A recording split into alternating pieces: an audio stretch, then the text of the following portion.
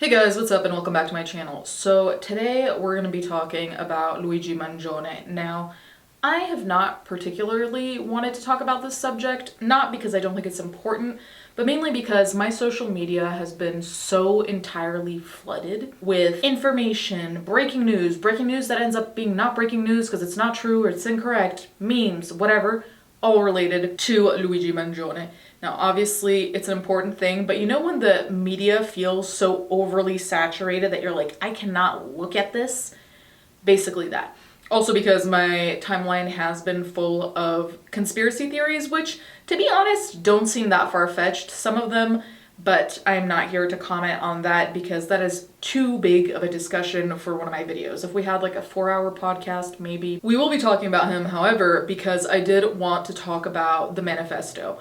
Now, conspiracy theorists, or theorists generally, have talked about how it's rather strange that he'd have the manifesto on him when he was caught, allegedly. Some people are saying shit's planted, some people are saying there are too many pictures, which I tend to agree with because I've never seen this many pictures of even him in like a holding cell or whatever the fuck it was. Anyway, putting aside all of that, I did want to talk about the manifesto, and in this video we're going to assume it's real. We're going to assume it's not planted. We're going to assume this is actually what he thinks.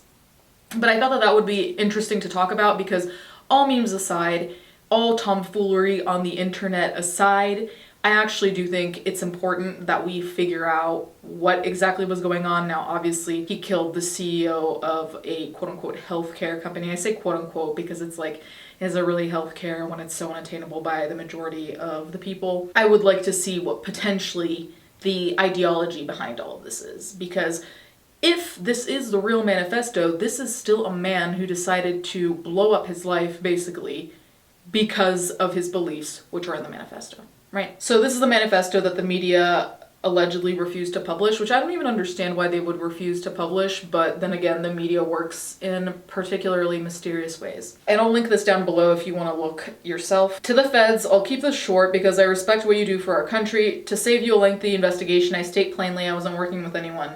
This was fairly trivial, some elementary social engineering, basic CAD, a lot of patience. The spiral notebook, if present, has some straggling notes and to-do lists that illuminate the gist of it. My tech is pretty locked down because I work in engineering, so probably not much info there.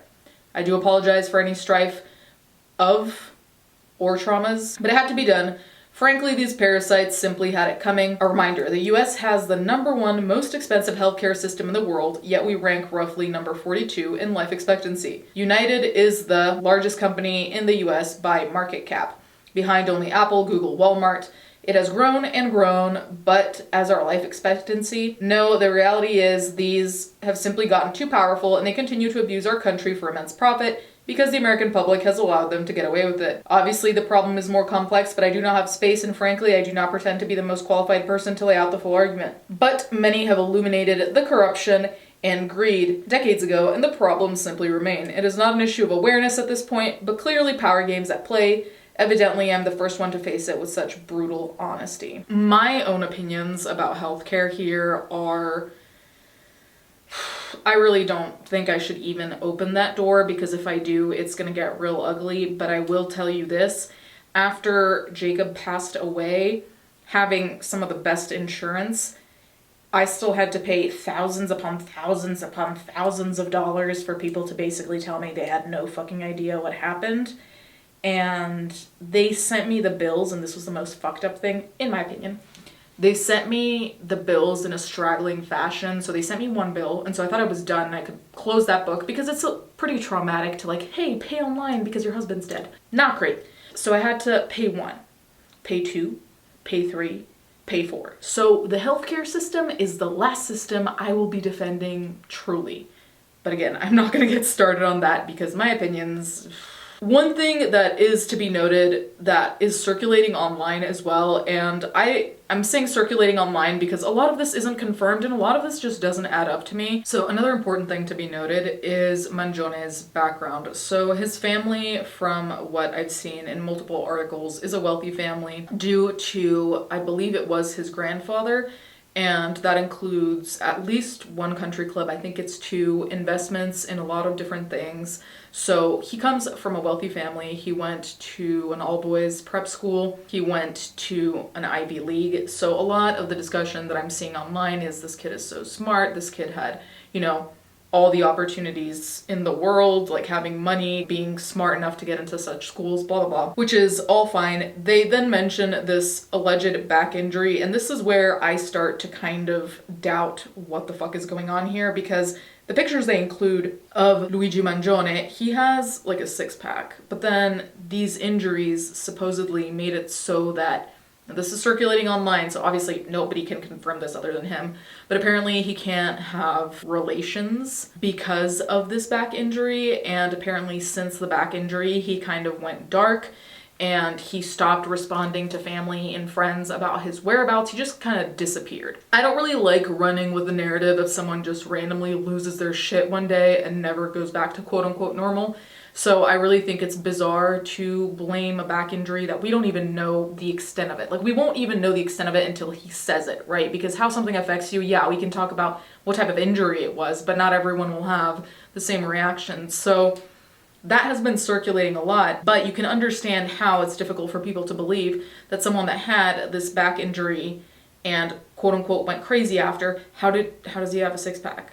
And so we go back to the question of, is this the right guy? Which is really the most important part of the debate at hand at the moment. Because any other thing that comes after that doesn't matter if he's not the right guy, right? So if he's not the right guy, whatever the manifesto says, not really relevant because we've not associated it to the right person. If he's not the right guy, making memes about him and being ha he he about it, it's silly because we don't even really know what we're talking about. And I think that that's what's been frustrating on social media, is that all these theories are coming out as to, is it him, is it not him, did the police plant it, why does everyone think he's attractive, why are there so many people who want to fuck this guy? There's so many questions I have, but if we don't even confirm that this is in fact the guy, we have fuck all. And that's why I think it was also a choice for me to not talk about it prior, even though it's been talked about everywhere, is because we don't know anything. And I think that coming up with these conspiracy theories is actually going to become at some point dangerous, not because I don't think we should question what we're being told, but on the contrary, I just wouldn't want this questioning to create a worse situation. Like, do I want riots? Do I want all this stuff? Ideally, no. Ideally, there would be a due process, but so much is happening here. And one of the recurring themes that I see coming up here, and one of the recurring arguments, is that we know nothing about Trump's shooters. But after like 2 seconds, we have like 70 pictures of this guy. He got picked up immediately. They immediately found the manifesto. You understand why all of this is a little bit difficult to believe. And I'm not trying to go down a conspiracy route as much as I'm just trying to tell you what I've seen online, because God knows it's the most I've seen about anything fucking ever. It's interesting to see also crime happening with someone young enough to be present on social media, because a lot of the times we see people who are 40, 50, 60, or people who have a completely blank social media footprint.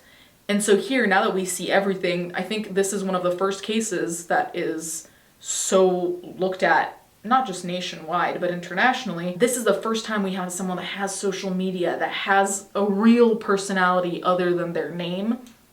And I think that's what's making people spiral, and that's what's making all these memes happen. Because typically when these things happen, what happens? We have their name, their age, and then there's nothing. We don't know where they're from, we don't know about their family, we don't know anything. Here, on the contrary, there's just so much information, so many even just pictures.